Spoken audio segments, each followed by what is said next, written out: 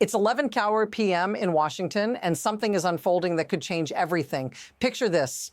The Capitol dome lit up against a dark sky. Inside, phones are buzzing, messages flying back and forth. Republican senators are reading the same text over and over, unable to believe what they're seeing. And the threat, it's not some foreign enemy. It's not a breaking scandal. It's the president of the United States, their president, their party's president, and he's furious. Not at the Democrats, not at the media. He's furious at them, his own party. This is the moment that could shift everything. And the reason? Well, let's just say it's something you'd never expect. Here's why this matters to you. You've seen politicians clash before. That's part of the system. But what's happening right now isn't just another squabble. It's something far more dangerous. It's a fracture within the Republican Party, a crack in the very foundation of political loyalty. What happens when the party's allegiance to the president starts to break apart? And why does this matter more than anything you've seen before? Now, let's take a step back. What exactly is going on here? And why is this moment so different from anything we've seen in recent political history? You're not just watching a typical partisan fight. This time, Republican senators, men and women who've stood by the president through thick and thin, are suddenly turning on him. And here's the kicker. It's not because they're tired of his policies, not because they've had enough of his antics. No, it's because they've realized something much bigger is at stake. This isn't about Trump. It's about something far more dangerous. The erosion of institutional power, the weakening of the checks and balances that have kept American democracy intact. And here's where it gets really interesting. While everyone's focused on the latest outrage, the media is chasing the headlines. Something else is quietly happening behind the scenes. Republican senators are not just questioning their president, they're coordinating. They're coming together across party lines, pulling together with Democrats to pass a war powers resolution. Do you understand what that means? It means these Republican lawmakers are actively trying to limit the president's ability to make military decisions without congressional approval. This doesn't just happen overnight. It takes a fundamental shift. And trust me, it's about to get even more intense. Now, you might be wondering, how bad can it really be? After all, politicians don't just suddenly break ranks, right? Wrong. Because this isn't just about party loyalty. It's about a president whose grip on power is slipping. And you can feel it in the air. Behind closed doors, Republican senators are calling emergency meetings, strategizing in back rooms away from the cameras. They're taking action. And what do? They come together bipartisan to pass a war powers resolution that directly challenges the president's ability to make military decisions without congressional approval. But here's where it gets explosive. When President Trump found out about this, his reaction was nothing short of dramatic. And I'm not talking about a measured response. No.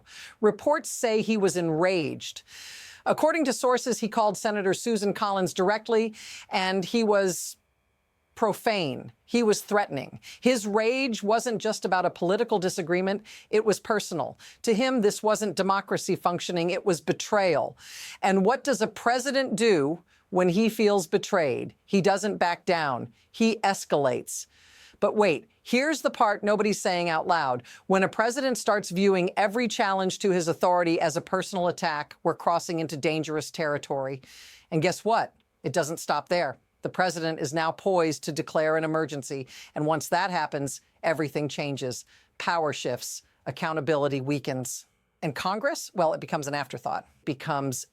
This is where things start to get really intense, because when President Trump declares a national emergency, it's not about a genuine crisis, at least not one that affects you or me directly. No, it's about something much deeper. The reality is the emergency he's declaring over Venezuelan oil isn't actually a pressing national security concern. The benefits of seizing Venezuelan oil would take years to materialize if they even ever did. It's a complicated mess of infrastructure, uncertain timelines, and a payoff that doesn't help American families at the gas pump. But here's where the manipulation comes in. Emergencies are not about feasibility or timelines. They're about control, narrative control. And when you're a president with a growing revolt from within your own party, you need a distraction. An emergency gives you that. It allows you to reframe the entire conversation, shift focus, and drown out the dissent building up around you. And that's exactly what's happening. At the very moment when Republicans are trying to rein in his power, Trump is preparing to flip the script with an emergency declaration, using it to justify actions that should be carefully debated and scrutinized. And here's the kicker. While everyone's fixated on the war powers resolution, there's something else unfolding quietly but powerfully. Senator Sheldon Whitehouse is raising questions about something that could be far more damaging than any temporary political crisis: the breakdown of oversight. This is the kind of slow, methodical issue that often gets overlooked, but it's the one that could have the most lasting impact on our democracy. What exactly is at stake here? You see, while the media is caught up in the headlines, the real threat to democracy is not the chaos on the surface. It's the quiet erosion of accountability. Senator Whitehouse is raising alarm bells about missed deadlines, stalled investigations, and ignored promises. These are the procedural failures that in any normal administration would trigger reviews, would set off alarms within the system, but not here. Why? Because the president has weaponized the chaos. Every broken promise, every stalled investigation, every failed transparency measure is a deliberate tactic designed to wear people down, to make them forget, to distract them with the next crisis. This isn't about just one moment in time. It's about a pattern, a strategy to keep everyone off balance, to make the system so chaotic that no one can keep up, no one can hold him accountable. And here's where the plot thickens. The only way to stop this from becoming permanent is if someone, anyone inside the system is willing to stand up and say no. But is anyone left who's willing to do that? And here's the chilling part.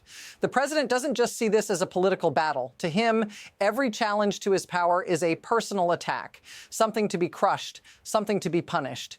His response: threats, escalation, and a push for even more power. Because in his mind, he is the system. He is America. And every institution, every law, every check on his power becomes an obstacle to be removed. Now let's talk about the real human impact of all this. It's easy to get caught up in the headlines, to think this is just about political figures clashing in Washington. But what happens when these power plays start to affect everyday people like you? When a president can declare emergencies on a whim, when accountability fades into the background, what does that mean for the rest of us? The truth is, we're all in this system. We're all affected by the decisions that get made behind closed doors, in backroom meetings, and late-night calls. Every time a precedent is set, every time the guardrails of democracy weaken, it's us who bear the cost. And if we allow the erosion of oversight, the normalization of unchecked power, and the manipulation of public crises, then we're setting up a future where accountability becomes a distant memory. If this feels familiar to you, if you see echoes of this in the way our government functions, in the way power is hoarded and used for personal gain, then drop a comment below. Because this isn't just a political issue, it's a human issue. It's about whether we as citizens are willing to hold our leaders accountable or let them rewrite the rules without consequence. Now, here's where we have to shift our focus. It's easy to get swept up in the outrage and the headlines, but let's step back and look at the bigger picture. Why is this happening? Why is a sitting president willing to push these boundaries, to play fast and loose with the system? The answer lies in the systems of power that enable this behavior. Think about it. In a normal administration, checks and balances are meant to keep everything in line. But what happens when those checks are weak, when the people who are supposed to hold power accountable are too afraid or too compromised to do so?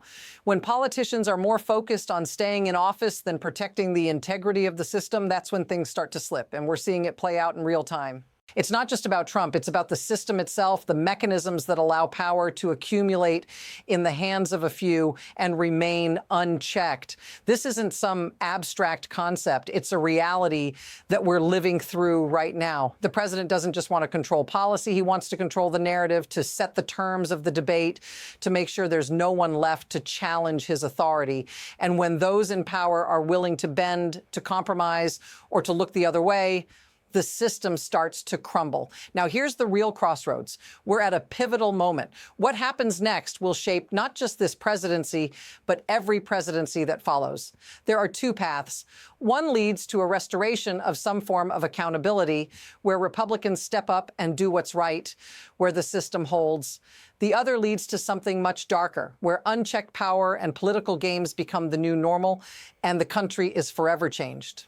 But here's the real kicker. Even if things don't fully unravel right away, the damage done in this moment will linger. These aren't just short-term battles. They're tests, stress tests, to see how much the system can take. And if we let this slide, if we allow these dangerous precedents to be set, they will become the foundation for the next phase of American politics. Because once these boundaries are crossed, it's almost impossible to walk them back. So what's really happening here? We're watching a showdown between institutional integrity and personal power. And the people caught in the middle, they're the ones who will have to live with the consequences. If enough lawmakers stand up and say no more, then maybe we'll see a shift. But if the resistance falls apart, if the fear of backlash or the lure of party loyalty wins out, then we're in for a very different future.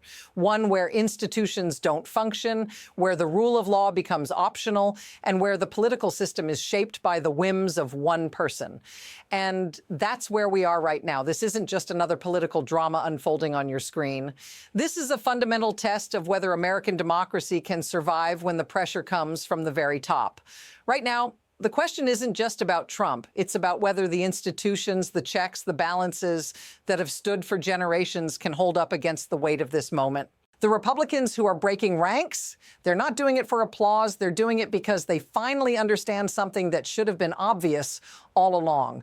When power is justified by personal will, when it's insulated by emergency declarations, and when it's defended through intimidation, it doesn't just threaten the people on the receiving end. It eventually turns on everyone, including those who thought they could control it. What we're witnessing isn't just a clash of personalities. It's the beginning of something much bigger. The decisions being made right now will shape every presidency that follows. The precedent being set in this moment will last long after the headlines fade. So the only question that really matters is whether we as a country are willing to hold the line, to say, no, we will not let this system fall apart.